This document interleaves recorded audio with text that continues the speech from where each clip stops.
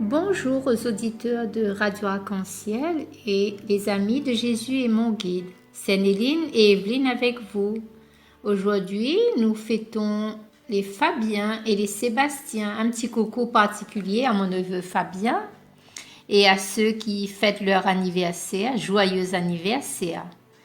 Nous allons prendre le petit chant de Luce Rose, Offre un sourire.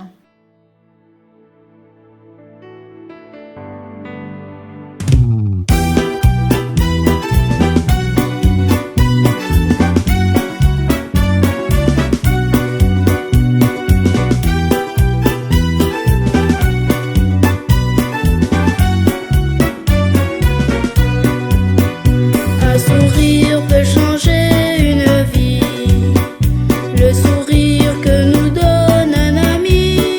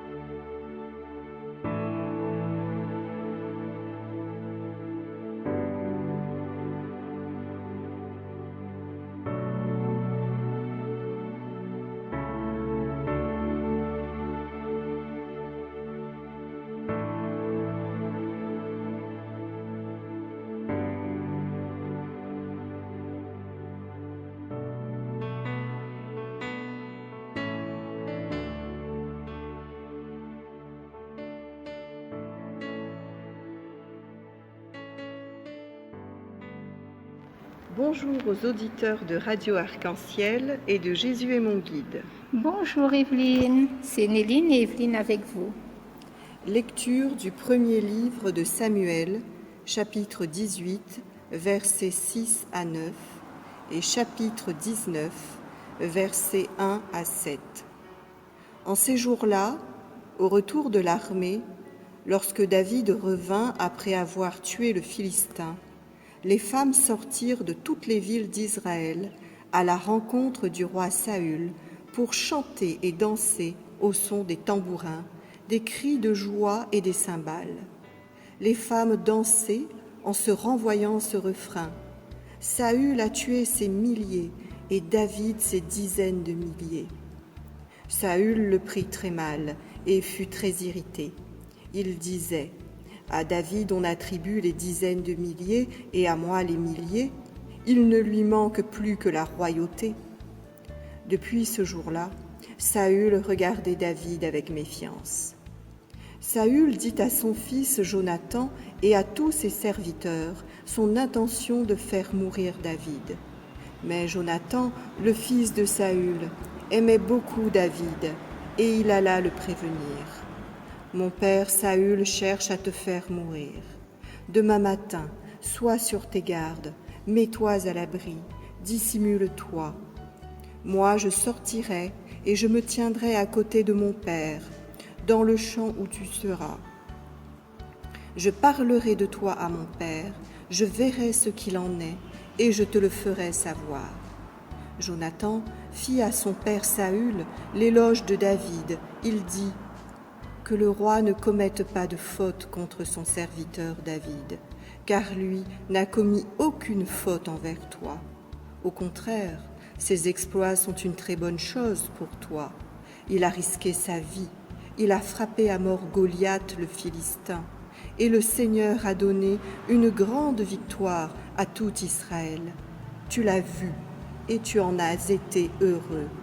Pourquoi donc commettre une faute contre la vie d'un innocent en faisant mourir David sans motif? Saül écouta Jonathan et fit ce serment. Par le Seigneur vivant, il ne sera pas mis à mort. Alors Jonathan appela David et lui répéta tout ce que le roi avait dit. Puis il le conduisit à Saül et David reprit sa place comme avant. Parole du Seigneur. Nous rendons grâce à Dieu.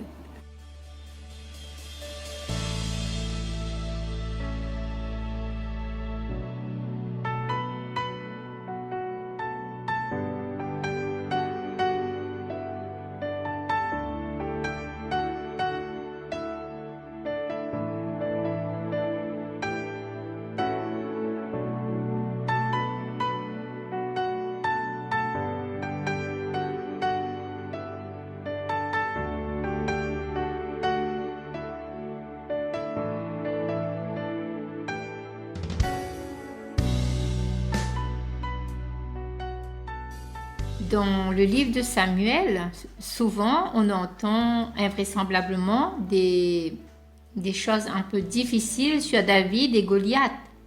Mais c'est aussi quelque chose porteur d'une si grande leçon universelle. Voici encore aujourd'hui, par contre, une page tout remplie d'humanité. On nous explique qu'avec la grâce de Dieu, David possédait un certain nombre d'atouts très humains qui assure sa popularité. Il a le succès qui se multiplie, c'est un homme intelligent et fin. Sa beauté physique lui vaut déjà l'admiration des femmes. Ses réelles qualités humaines lui obtiennent des fidèles amitiés, dont celui de Jonathan, le fils de Saül. Et c'est à l'intérieur de ces situations très courantes que se joue aussi le destin du peuple de Dieu. Il faut accepter ces leçons apparemment opposées et contradictoires. Ainsi, lorsque David revint victorieux, les femmes sortirent de toute la ville pour chanter et danser sur les tambourins, des cris d'allégresse sur les cymbales. Les femmes qui dansaient chantaient. Saül a tué des milliers et David c'est des dizaines de milliers. Si on faisait un petit scénario pour passer cette séquence au cinéma, eh ben on verrait qu'il y a l'humanité, l'humain lui-même est ambigu et la comparaison 1000, 10, 1000, ainsi est l'humanité de toujours. On va vers celui qui réussit et on délaisse celui qui a échoué, quelquefois au moins celui qui a réussi bien. Seigneur, prends pitié des pauvres, ceux qui ratent leur vie et ceux qui ont moins de succès. Saül fut irrité à partir de ce jour, il regarda David d'un œil jaloux. Ah, ça c'est la rançon du succès. La jalousie des autres, cela aussi est très humain et très ambigu. C'est à la fois un vilain défaut et une manière de compenser tout ça, parce que ce qui est excessive, l'admiration précédente, on demande au Seigneur de délivrer nos comparaisons excessives et de ces jalousies. On demande aussi, Seigneur, délivre-nous de l'orgueil, de cette suffisance qui nous ferait attribuer à nous-mêmes les résultats des dons que nous avons reçus.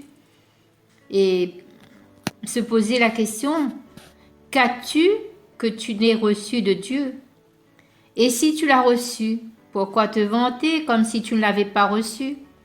Or, Jonathan, il est le fils de Saül, il avait beaucoup d'affection pour David. Il va l'avertir, tu sais, mon père Saül cherche à te faire mourir, sois donc sur tes gardes. L'amitié entre deux jeunes, David et Jonathan, là encore, il y a une valeur très humaine qui sert ici le dessein de Dieu. Et toutes les réalités peuvent être à la fois positives et négatives. Quelquefois, elle est constructive, quelquefois, elle est destructive aussi. Alors, le Seigneur, quand il viendra, il va juger l'arbre selon ses fruits. Et moi-même, je dois songer aux amitiés qui sont les miennes. Servent-elles à mon épanouissement? Et servent-elles aussi au dessein de Dieu? Jésus aussi a connu ce sentiment parmi les 12. Il y avait Jean, celui qu'il aimait. Aide-moi, Seigneur, à mettre toutes mes facultés d'affectivité à ton service et au service du monde. Que jamais j'en devienne esclave. Mais par contre, au contraire, que mes amitiés et mes amours soient utiles. Jonathan dit du bien de David à son père Saül. Il ose compromettre pour son ami, risquant sans doute de se faire mal voir lui-même. Je me pose la question, est-ce que mon amitié est seulement profiteuse de l'autre, ou bien pour mon propre plaisir à moi? Ou est-ce que c'est mon épanouissement à moi? Ou bien est-ce que j'ai le sens du service de l'autre jusqu'à savoir renoncer à mes propres avantages pour le bien de l'autre? Il y a souvent des questions à se poser et aujourd'hui, c'est une petite question qu'on doit savoir. Est-ce que j'aide mes frères à avancer ou bien je les laisse tomber?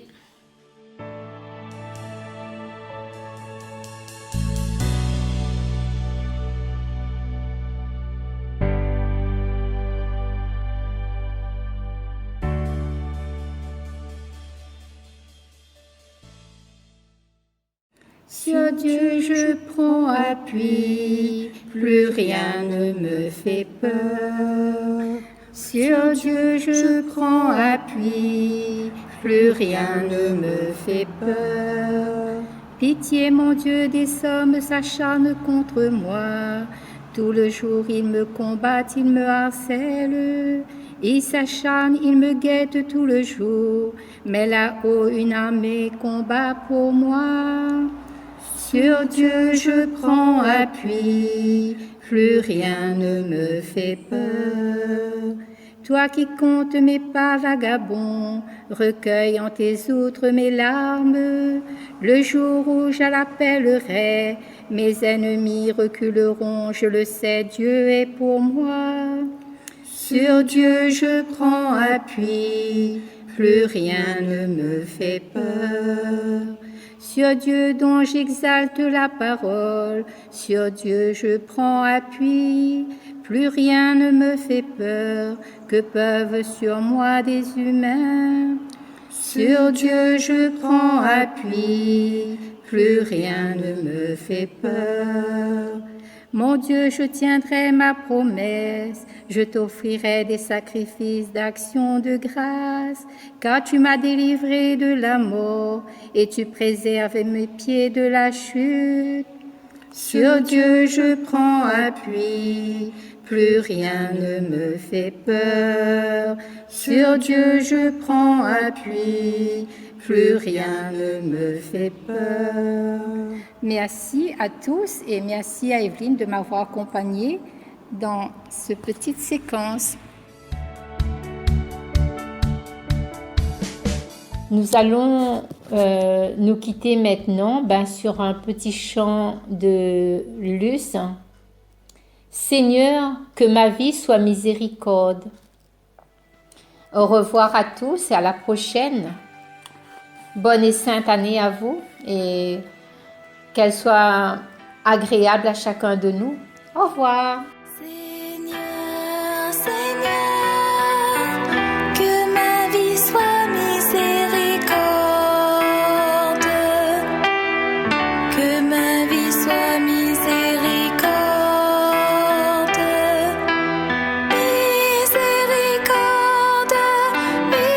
miséricorde, miséricorde, comme toi mon Père, tu voudrais que je sois miséricorde,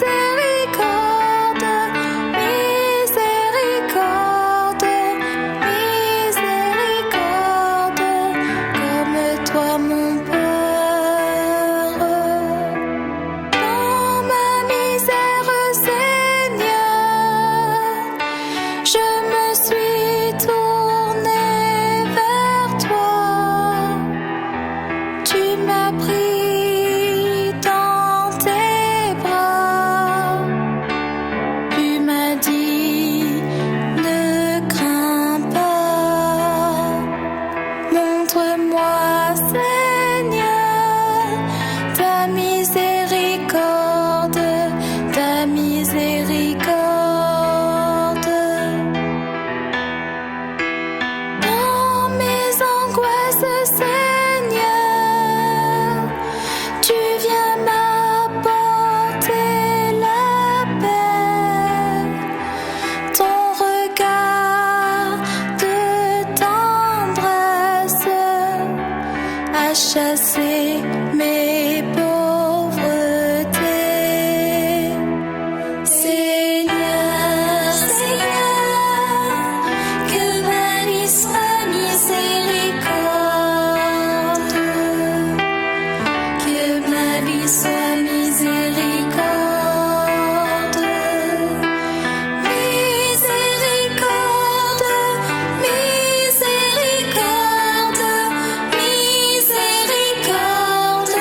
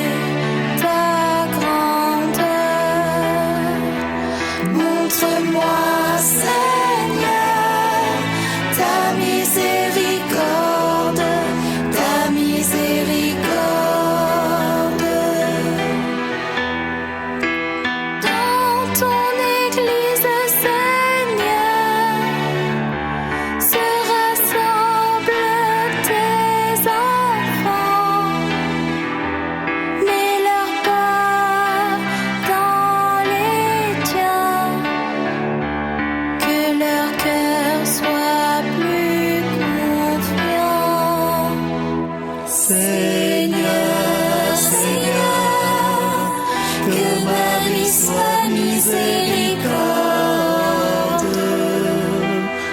que ma vie soit miséricorde.